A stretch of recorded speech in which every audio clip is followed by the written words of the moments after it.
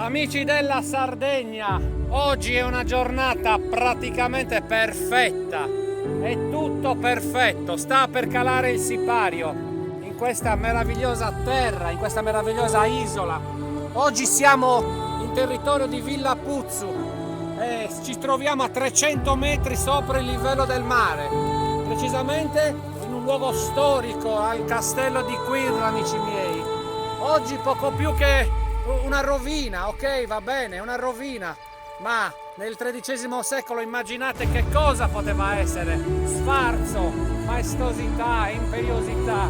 È incredibile questo posto che dà sul mare, è incredibile la spiaggia di Murtas, è incredibile questa luna bellissima che tra un po' sarà in congiunzione con Giove, ma tutto il paesaggio è meraviglioso, è mozzafiato.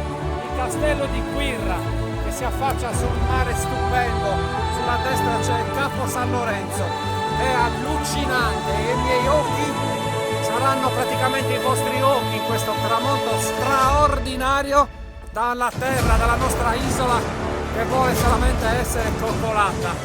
Eccoci qua, amici della Sardegna, il Castello di Quirra. Ciao a tutti!